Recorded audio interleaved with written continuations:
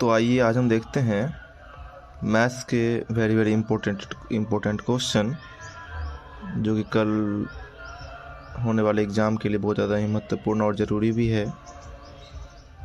तो पहला क्वेश्चन है कि ऐसे क्वेश्चन देगा कि a इक्वल टू कोई भी नंबर दिया, b इक्वल टू कोई नंबर दिया जो कि भैया क्या किया ना, पावर के रूप में आपको मिला हुआ है, जो कि एक नंबर 2 2 4 3 3 9 9 2 5 इस तरह का कोई नंबर था 36 पंच 180, जिसको हमने प्राइम फैक्टराइजेशन करने के बाद हमको ये मिला। तो फिर सर जी बी को भी इस तरीके से नंबर था, सर जी हमने प्राइम फैक्टराइजेशन के बाद हमको 2 के टर्म में 3 नंबर, 5 के टर्म में 2 नंबर, 3 7 मिला। इसका हमको मौसा और लॉस दोनों में कुछ भी पूछ सकता है, MCQ के फॉर्म में पूछ सकता है, 2 नंबर वाले में पूछ सकता है। तो कैसे बनाएंगे? तो वैसे तो हम 2 नंबर वाले फॉर्म से बता रहे हैं आपको, और आप देख लीजिएगा, आपको जितना कम टाइम लगे। आपने a बराबर ऐसे लिखा, b बराबर 2 गुने 5 स्क्वायर गुने 3 इंटू 7 लिखा। आपको क्या करना है इसका भैया? तो मौसा निकालना था हमको। तो मौसा जब निकालना होगा दोनों का, तो मौसा में क्या होता है कि जो नंबर दोनों में कॉमन है, मोर देन 2 भी हो सकते हैं, तो दोनों में कॉमन है सर, तो दोनों में कॉमन 2 2 है, जिसका मिनिमम पावर लेना, जिसका कम वाला पावर लेना है। 2 यहाँ भी मिनिमम पावर ये है, 2 का पावर 2 4 हो गया। फिर 3 यहाँ भी, 3 यहाँ भी, यहाँ मिनिमम पावर कौन है भैया? 3 का पावर 1 वाला, तो 3 ले लिया हमने। 5 है क्या दोनों जगह? हाँ सर है, यहाँ भी, तो 5 का पावर 1 वाला ले लिया हमने। अब कोई नंबर दोनों में कॉमन नहीं है, तो मौसम ये होता है कि जो दोनों जगह कॉमन हो, या 3 है तीनों में कॉमन हो, उसका मिनिमम वाला सबसे कम वाला पावर उठाना है। तो 4 3 जा 12, 5 जा 60, इसका मौसम हो गया। अब इसके लॉस के लिए क्या करना होगा? जो सब में कॉमन है उसका मैक्सिमम वाला पावर उठाना है। 2 यहाँ भी, मैक्सिमम वाला पावर ये है, 2 का पावर 3, 2 दूनी 4 दूनी 8। अब सर जी देखो तो यहाँ पर 3 यहाँ भी, तो सर यहाँ पर मैक्सिमम पावर 3 तो 3 9, फिर 5 का पावर 2 मैक्सिमम है, तो 25, और गुने जो बच गया रिमेनिंग नंबर वो गुना कर लीजिए। 25 अट्ठे 200 और 9 7 जा 63, तो 3 दूनी 126, 1260। ये आपका हो गया भैया इस दोनों नंबर्स के A और B के SCF और LCM। आपको हो सकता है कि ऑब्जेक्टिव में सिर्फ ऐसे दे दे नंबर और सिर्फ SCF पूछ दे, या सिर्फ LCM पूछ दे, या हो सकता है दोनों का रेशियो पूछ दे। तो रेशियो जब पूछेगा तो सर जी क्या करेंगे, ये 60/126 कर देंगे, अगर हमको SCF इंटू LCM का रेशियो पूछा है तो, ठीक है। या सिर्फ SCF पूछा तो इस तरीके से सिर्फ SCF निकालना है, सिर्फ LCM पूछा तो ये निकालना है, दोनों पूछा तो ऐसे निकालना है, दोनों का रेशियो पूछा तो ऐसे निकालना है, दोनों काट दीजिएगा, ठीक है। चलिए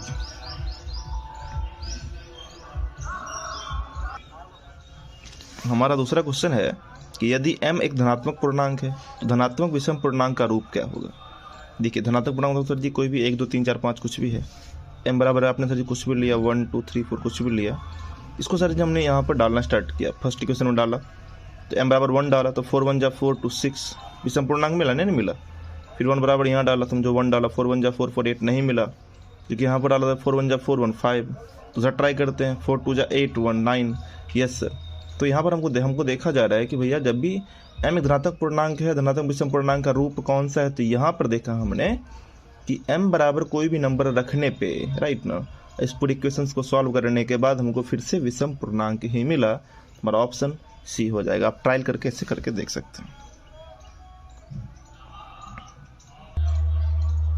हमारा तीसरा क्वेश्चन है कि एक संख्या हमने दिया 5.15 115 115 डॉलर, मतलब इंक्रीज करता जा रहा है, कि कौन सी संख्या है? तो सर इसको पहले बोलते क्या हैं भैया? तो इसको हम लोग बोलते हैं ये अशांत अनावर्ती है। क्या है ये? अशांत अनावर्ती है, मतलब कि ये रिपीट करता जा रहा है, अनावर्ती है। आवर्ती मतलब होता है कि वही नंबर बार बार आए, राइट ना, वो हुआ आवर्ती। लेकिन यहाँ पर अनावर्ती का रूप है, क्योंकि सर जी देखो 1 फिर 1 1 1 1 इस तरीके से इनफाइनाइट नंबर ऑफ आते जाएंगे। इस तरह का नंबर कोई सा भी होगा तो कौन सा नंबर होगा भैया? अपरिमेय संख्या होगा। एक बात और देख लीजिएगा, जिसमें को लिख दिया 2.3444। सर जी 4 का रिपीटेशन हो रहा है, हमको पता है सर जी 4 सिर्फ 4 आ रहा है, इसका आप लिख सकते हैं 2.34, राइट ना। 4 पे रेकरिंग लगा दिया हमने, तो इसको हम कन्वर्ट कर सकते हैं p/q ग्रुप में। आपको पता ही होगा कैसे किया जाता है, वो बाद में बताएंगे हम। लेकिन सर इस तरह के नंबर जो होंगे वो किस में आ जाएंगे भैया? तो परिमेय संख्या में आ जाएंगे। याद रखिएगा, ऐसे नंबर परिमेय संख्या में आ जाएंगे, लेकिन इस तरह के नंबर क्या हो जाएंगे? अपरिमेय संख्या के रूप में आ जाएंगे, ठीक। ठीक है। देखिए क्वेश्चन नंबर 4 हमारा है कि 120 के अभाज्य गुणनखंड में 2 का घातांक क्या है।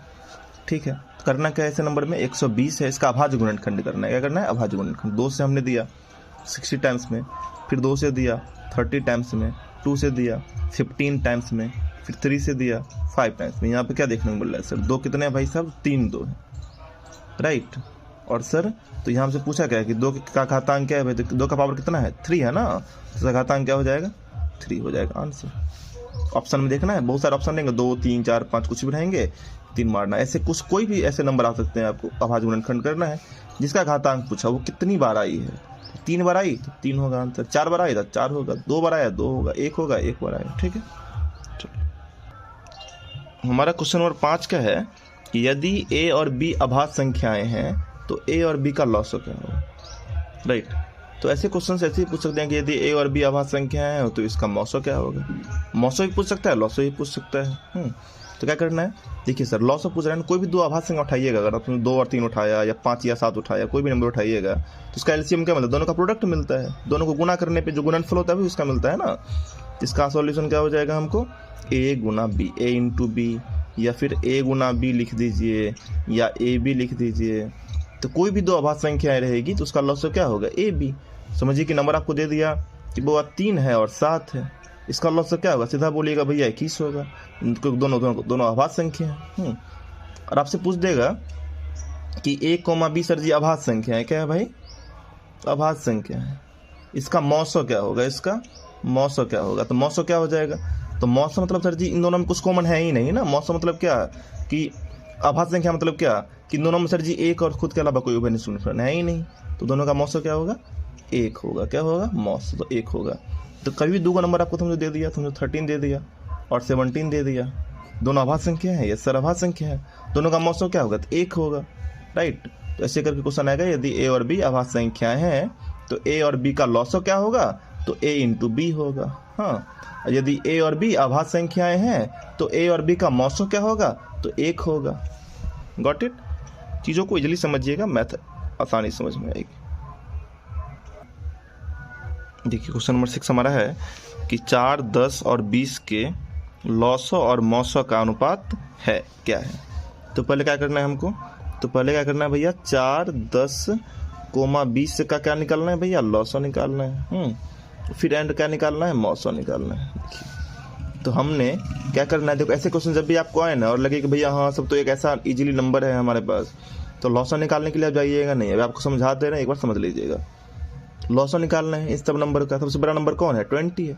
20 का टेबल आता है, यस सर आता है, तो 21 जा 20, 4 का टेबल 20 आता है, यस सर आता है, 4 5 जा 20, 10 के टेबल में 10 आता है 20, यस 10 2 जा 20, तो इसका लॉसो क्या हो गया, 20 ही हो गया, सिंपल है। अब सर जी मौसो क्या है, अगर नहीं आता तो भैया 22 जा करते, 23 जा करते, इजीली आ जाता और आ ही जाएगा। मौसो में क्या करते हैं, तो छोटा नंबर उठाते हैं, राइट। इसको देखते हैं सर कि इसके टेबल में दोनों आ रहा है क्या, नहीं आ रहा है ना, इसके फैक्टर में जाते हैं, इसके गुणनखंड में जाएंगे सर, तो 4 से बैक इसका फैक्टर कौन सा है नंबर जो इसको डिवाइड करता है, तो 2 है। 2 के टेबल में ये आता है, इससे ये तो आएगा ही आएगा। और सर ये आएगा 2 5 जा 10 आएगा, 2 10 जा 20 आएगा, जिसका मौसो क्या हो गया, जिसका मौसो हो गया 2, क्या हो गया 2। इस तीनों का लॉस समझ गया कैसे निकालना है, तो उससे बड़ा नंबर लेना है, उसको टेबल करना है, उसके पहाड़ा में ये जहाँ पर आ जाए वही रुक जाना है, वही उसका लॉस हो गया। और मौसो में सबसे छोटा नंबर लेना है, उस नंबर को देखना है, उसके टेबल में सब आ रहा है तो वही मौसम हुआ, नहीं आया तो उससे बैक जाना है, इसमें आगे जाना है, इसमें मौसम में बैक जाना है। मतलब इसका 4 से पहले कौन गुणनखंड है, 4 का 2 है, 2 से 3 आ रहा है, ये सर आ रहा है, तो भैया यही होगा इसका लॉसो और मौसो। इसका रेशियो बोल रहा है, क्या पूछ रहा है, अनुपात, तो 20:2 कट जाएगा, 2 दाएं के 20, 2 एकम 2, तो बराबर 10:1। हो सकता है कि एग्जाम में आपको मौसो और लॉसो का रेशियो पूछ दे, तो मौसो निकाल के पहले लिखिएगा और रेशियो का सिंबल, फिर लॉसो की वैल्यू लिखिएगा, तो यहाँ हो जाएगा उल्टा, 1:10 हो जाता है। अगर पूछता 4, 10 और 20 के मौसो और लॉसो का अनुपात क्या है, तो मौसो पहले लिखा था 2, रेशियो 10, तो हो जाता है 1:10। Got it. चलिए देखिए हमारे पास क्वेश्चन नंबर 7 है कि सबसे छोटी भाज्य संख्या और सबसे छोटी अभाज्य संख्या का मौसो कितना होगा। तो छोटी भाज्य संख्या समझते हैं ना, जो भैया एक के टेबल में भी आए, स्वयं के टेबल में भी आए और भैया इसके अलावा किसी और के टेबल में भी है, तो छोटा दर्जी कौन है, वो तो 4 है। और तो छोटे दर्जी अभाज्य संख्या कौन है भैया, 2 है, तो इन दोनों का मौसो क्या होगा, तो 2 सर जी 2 2 जा 4, तो 2 हो जाएगा, इसका मौसो क्या हो जाएगा 2। यदि हमसे सर जी इसका लॉसो पूछ दिया, क्या पूछ दिया लॉसो, तो लॉसो क्या हो जाएगा 4 2 का भैया तो 4। तो ये हमारा अगर मौसो पूछा तो क्या हो जाएगा 2, और लॉसो पूछा तो हो जाएगा 4। दोनों का अगर रेशियो पूछा, अगर मौसो और लॉसो का रेशियो पूछा 2:4 मतलब 1:2, और लॉसो मौसो का रेशियो पूछा तो 4:2 2:1। Got it. ऐसे क्वेश्चंस आ जाएंगे और इजीली आपको याद ही हो जाएंगे, ठीक है ना चीज़ों को। चलिए क्वेश्चन नंबर 8 है हमारा, यदि 65 तथा 117 का मौसो इतने के रूप का है तो m का मान है।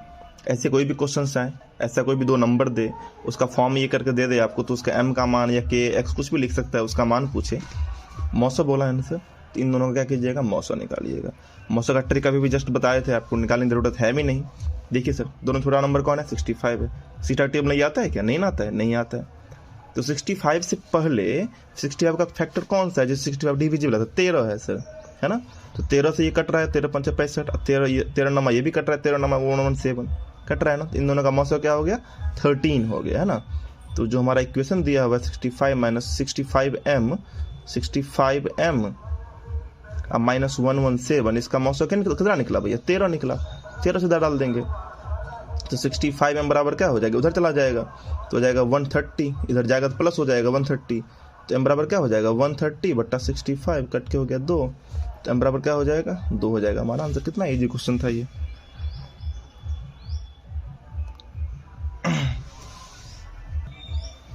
चलिए चैप्टर नंबर 2 का कुछ क्वेश्चन स्टार्ट करते हैं। द्विघात बहुपद इतना के शून्यों का योग या शून्य का गुणनफल, दोनों में कुछ भी पूछ सकता है हमसे ना। कि द्विघात बहुपद है, यस सर है, इसको गुना कीजिएगा, इसको सॉल्व कीजिएगा पूरी तरीके से। सॉल्व भी नहीं हुआ है, मल्टीप्लाई के फॉर्म में से लिखा हुआ है। पहले सॉल्व कीजिएगा इसको, तो क्या हो जाएगा 2x², फिर हो जाएगा -5x, और ये भाई साहब -3। क्या बोला हमको शून्यकों का योग, शून्य समझते ही हैं, अल्फा और बीटा मान सकते हैं उसको हम। तो अल्फा प्लस बीटा ये पूछा हमसे, ये नहीं पूछा, तो होता है -b/a। चलो देखो यहाँ पर ये हमारा a है, ये हमारा b है, और ये हमारा c है।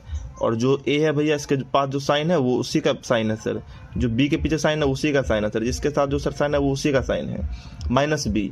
तो सर एक तो भैया माइनस, यहाँ पर देखो b का वैल्यू है क्या सर -5 है, तो माइनस, और सर एक b खुद भी बोला था माइनस लेके आने के लिए आपको, है ना।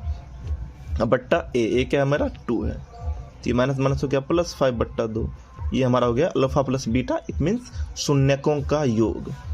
अगला बोला शून्यकों का गुणनफल क्या होता है भाई, तो शून्यक में अल्फा इंटू बीटा का वैल्यू पूछ रहा है, तो ये क्या होता है c/a होता है। तो c क्या है तो -3 है, -3 बट्टा a क्या है तो 2 है, तो -3/2। तो क्वेश्चन आपके एग्जाम में आ सकते हैं, कोई ऐसा इक्वेशन हो या फिर सॉल्व किया डायरेक्ट ऐसा इक्वेशन हो। आपको शून्यकों का योग पूछ दे ऑब्जेक्टिव में, शून्य का गुणनफल पूछ दे ऑब्जेक्टिव में, योग के लिए सीधा -b/a पुट कर देना है, खत्म। माइनस रहेगा तो प्लस हो जाएगा, और ये c/a में जो साइन रहेगा वही साइन आ जाएगा उसका, ठीक है। ये क्वेश्चन नंबर 9 हो गया आपका। क्वेश्चन नंबर 10 पढ़िए जरा। यदि द्विघात बहुपद px बराबर 2x² - 3x + 4 के शून्य का अल्फा कोमा बीटा हो, तो इतना अल्फा बट्टा बीटा प्लस बीटा बट्टा अल्फा का मान होगा। ये कैसे बहुत सारे क्वेश्चन बन सकते हैं। कोई समीकरण देगा आपको, द्विघात बहुपद का समीकरण देगा, आपसे अल्फा बट्टा बीटा प्लस बीटा बट्टा अल्फा पूछ दे, या 1/α + 1/β पूछ दे, कुछ भी पूछ सकता है। इसके लिए हम करते क्या है, पहले वो देखते हैं। इसको सॉल्व करेंगे पहले समीकरण को, तो क्या हो जाएगा भाई साहब, चलो कुछ समीकरण को सॉल्व करते हैं।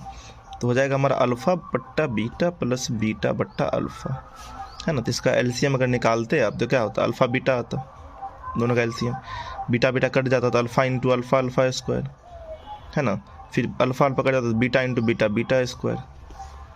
तो alpha plus beta alpha square plus beta square क्या होता है, तो भैया जब अल्फा प्लस बीटा के होल स्क्वायर में से 2 अल्फा बीटा माइनस कीजिएगा तभी ना आपको sir alpha square plus beta square मिलेगा, और नीचे में अल्फा इंटू बीटा है। तो अल्फा प्लस बीटा क्या होता है भाई, वही बात, फिर से वही बात रिपीट हो गई, अल्फा प्लस बीटा तो -b/a, तो ये -b हो जाएगा, प्लस हो जाएगा तो 3/2, अल्फा इंटू बीटा c/a, है ना। तो 4/2 हो जाएगा 2। बस यही काम करना था हमको, लेकिन हम कुछ और ट्विस्ट एंड अराउंड कर सकते हैं इसमें, बट अभी ज़्यादा दिमाग लगाना नहीं है इसमें। तो अल्फा प्लस बीटा का वैल्यू क्या होगा 3/2, तो 3/2 का स्क्वायर, अब -2 अल्फा बीटा क्या हो गया 2 दूनी 4, है ना। अब बट्टा फिर से अल्फा इंटू बीटा भाई 2, तो अब क्या हो जाएगा यहाँ पे 3 का स्क्वायर 9 और 2 का स्क्वायर 4 -4 है ना। इसका सर ये होल बट्टा मतलब ऐसे कर लीजिए, इसका होल बट्टा क्या हो गया 2। तो सॉल्व कर लीजिए फटाफट। 4 का एलसीएम क्या हो जाएगा, तो 4 हो जाएगा सर। तो 9 और माइनस ये तो भैया 4 चौको 16 हो जाएगा। अब बट्टा भागा मतलब भागा 2 है ये, 9 में 16 क्या तो हो गया -7/4 भागा गुना पलट के 1/2 हो जाएगा -7/8। तो ये 2 नंबर वाले में वैसे क्वेश्चन आ सकते हैं, ऑब्जेक्टिव में भी आ सकते हैं, राइट ना। तो आपको सॉल्व करके सीधा ये कर लेना है भाई साहब क्या हुआ। यदि हमसे ये पूछा, अगर हमसे अल्फा बट्टा बीटा प्लस बीटा बट्टा अल्फा पूछा तो ये करके सॉल्व करेंगे ऐसे, ठीक है ना।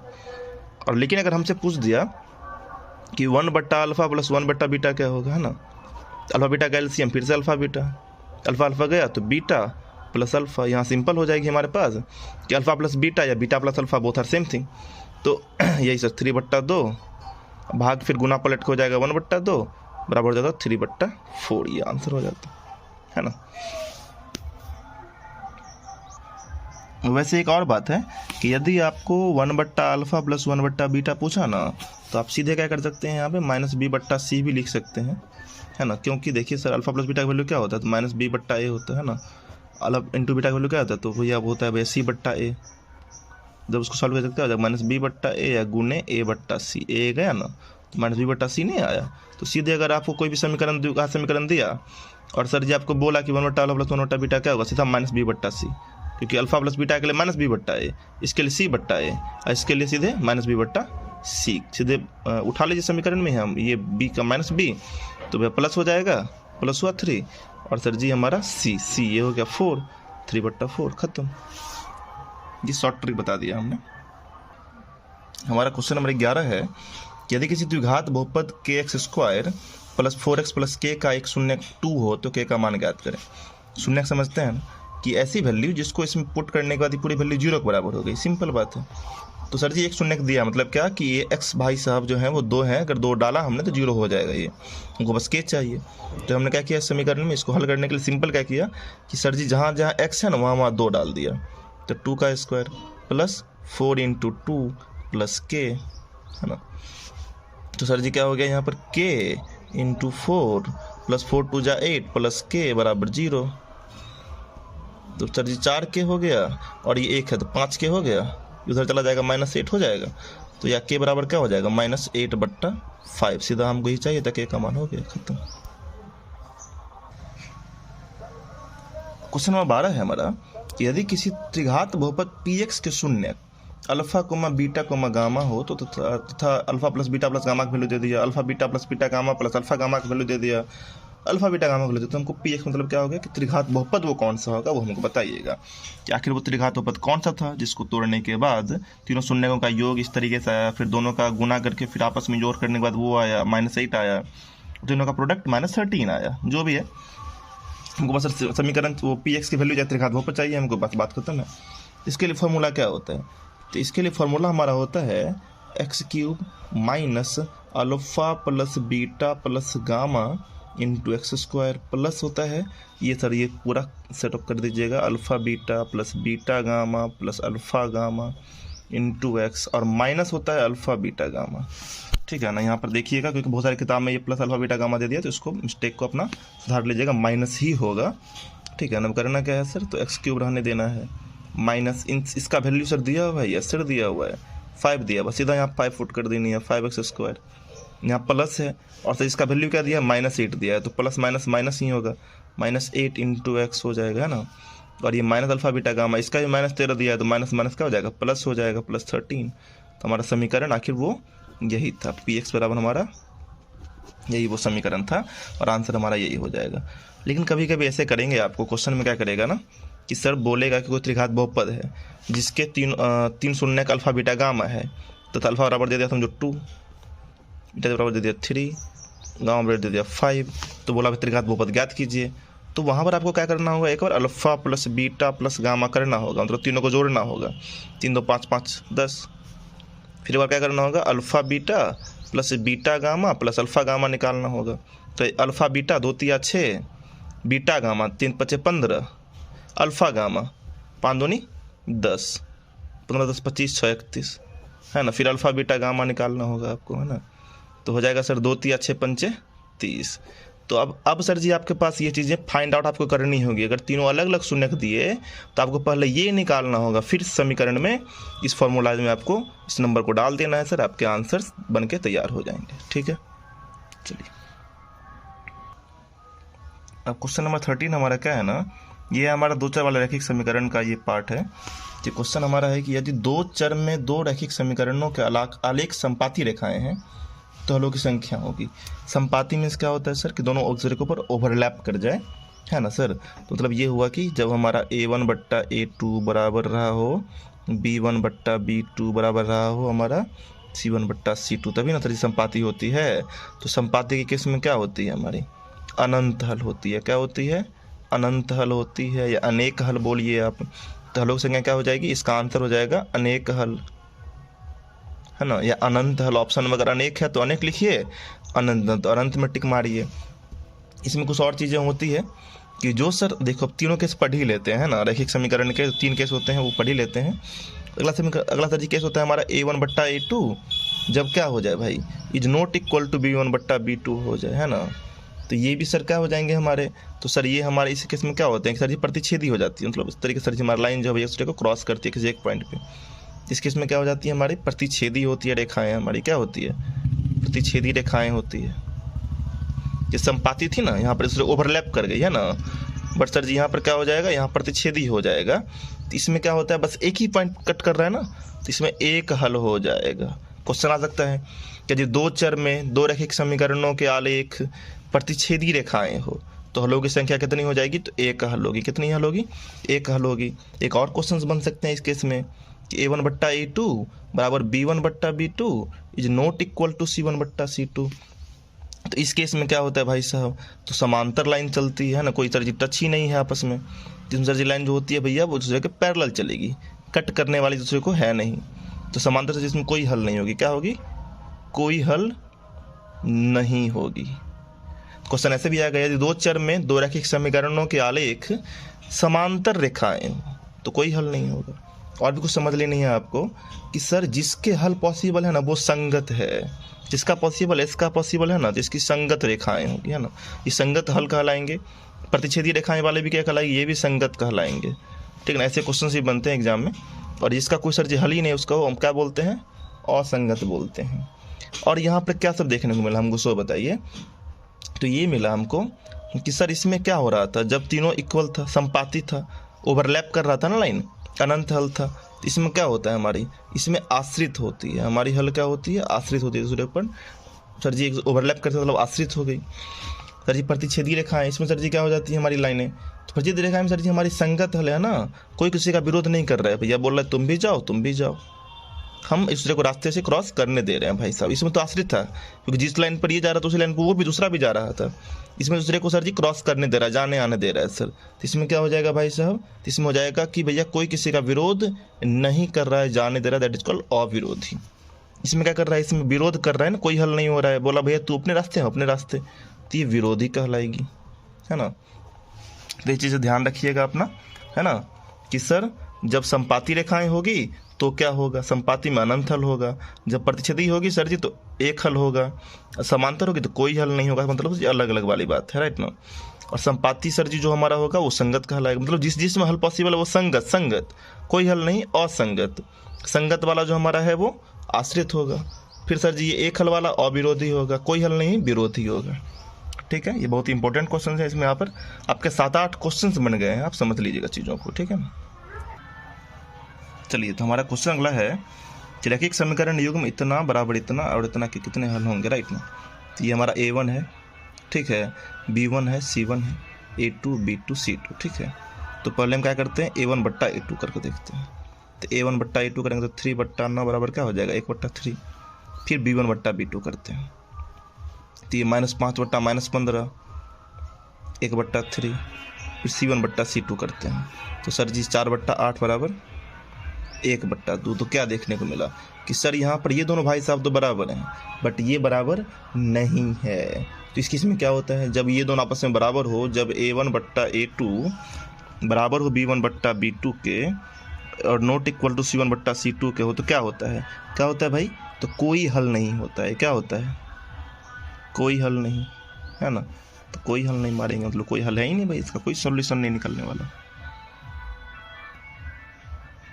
तो हमारा अगला क्वेश्चन है, रैखिक समीकरण युग्म 5x + 2y - 6 = 0, 15x + 4y - 24 = 0 के हल किस प्रकार के होंगे। ठीक है, फिर से वही काम कि a1/a2 करते चलेंगे सर जी। तो 5/15 करेंगे भाई, 1/3 हुआ, a1/a2 हुआ ना। अब देखते हैं भैया b1/b2 का, तो b1/b2 करते हैं तो हमको हो रहा है सर जी 2/4, इसकी वैल्यू 1/2। तो यही हमने देखा कि सर जी ये दोनों आपस में बराबर नहीं, तो हमको आप आगे जाना ही नहीं। तो a1/a2 is not equal to b1/b2। और किसका भैया केस है भाई साहब ये, जिसमें कि हमारा ग्राफ जो था प्रतिच्छेदी हो रहा था ना, लेकिन हमको अब ऑप्शन अगर इस तरीके से हमको दे दिया, ऑप्शन दे दिया हमको क्या, अविरोधी दे दिया ऑप्शन में, समझो कि अविरोधी दे दिया अगर, या विरोधी या फिर आश्रित दे दिया, तो अविरोधी मारेंगे। ठीक है ना। अगर ऐसे पूछा ये इसकी हल कितने होंगे, तो एक हल होंगे। इसके हल किस प्रकार के होंगे, तो एक हल होंगे। अगर ये ऑप्शन में रहा ही नहीं और रहा अविरोधी, विरोधी और आश्रित और बोला इनमें से कोई नहीं, तो क्या मारेंगे, अविरोधी होगा। क्योंकि अभी जस्ट हमने समझाया था कि जिसके सर कितने होंगे, एक हल होंगे, वो क्या होंगे, अविरोधी होंगे। ठीक है ना। तो ऑप्शन में ऐसे भी आ सकता है, अविरोधी करके भी दे सकता है आपको, तो अविरोधी मार देंगे। रैखिक समीकरण युग्म इतना बराबर इतना, इतना बराबर इतना के हल किस प्रकार के होंगे, अविरोधी, विरोधी और आश्रित का ऑप्शन में अविरोधी टिक करना है आपको। क्वेश्चन नंबर 16 देखते हैं, यदि रैखिक समीकरण युग्म के हल संगत हो तो इसके ग्राफ किस प्रकार के होंगे। ऑप्शन में समांतर, प्रतिच्छेदी, संपाती या प्रतिच्छेदी या संपाती। तभी जस्ट बात क्या किए थे यहाँ पर कि सर संगत किसके होंगे, तो जिसके हल पॉसिबल है, पॉसिबल किसके हैं भैया, संपाती वाले के हैं और प्रतिच्छेदी वाले के हैं, राइट ना। तो पॉसिबिलिटी वही बात यहाँ भी है, रैखिक समीकरण युग्म का हल संगत हो, संगत किस किसका होगा भैया, तो प्रतिच्छेदी वाले का भी होगा, संपाती वाले का भी होगा। तो ऑप्शन नंबर डी मारेंगे, क्योंकि जिसके हल संगत होंगे सर, तो प्रतिच्छेदी रेखाएं भी होगी और संपाती भी होगी, ओवरलैप भी करेगी और सर दूसरे को एक पॉइंट पे कट भी करेगी। तो ऐसे ऑप्शन संगत देकर दे देगा आपको, तो प्रतिच्छेदी या संपाती मारिएगा। यदि सर जी आपको दे दिया कि असंगत हल हो, तो भैया वो समानता चलेगा, पैरेलल वाला, खत्म ही। ठीक है। तो आपके इस तरीके से देखो, एक साथ में हमने बहुत सारे क्वेश्चन को मर्ज करके सॉल्व कर रहे हैं, आपको बता रहे हैं एग्जाम में कोई भी टाइप पकड़ाए, क्योंकि 2 शिफ्ट में एग्जाम हो रही है, तो आपका क्वेश्चन छूटना नहीं चाहिए और अच्छे तरीके से रिमाइंड होता जाए आपका क्वेश्चन। हमारा क्वेश्चन नंबर 17 है कि समांतर श्रेणी 10, 6, 2, -2 का nवां पद होगा, है ना। सर जिसमें से कौन सा ऑप्शन होगा देख लीजिएगा। तो हमारा ए क्या दिया हुआ है भाई, ए बराबर दिया है 10, राइट ना। डी क्या दिया हुआ है, डी मतलब सर जी a2 - a1, 6 में से 10 गया तो -4, है ना। मुझसे पूछ कह रहा है भैया, तो an पूछ रहा है हमसे, तो a + n - 1 into D formula होता है an का। तो a की जगह पर a डालिएगा, तो a की वैल्यू क्या है भाई 10 है, प्लस n का तो पता नहीं हमको, n - 1 और d का वैल्यू -4 है ना। तो 10 ये हो जाएगा -4n, ये -4n हो जाएगा और ये हो जाएगा +4, तो हो जाएगा आपको 10 4 14 -4n। ऑप्शन है ये 14 - 4n, ऑप्शन नंबर बी में है। टिक करके आप बढ़ जाइएगा। देखिए क्वेश्चन नंबर 18 देखते हैं। इस क्वेश्चन में क्या है ना कि समांतर श्रेणी का सार बनता है -5 दिया है, तथा nवां पद an हो, तो a20 - a14 का वैल्यू क्या होगा। तो समझिए इसको सॉल्व करते हैं, इसको हल करते हैं जरा।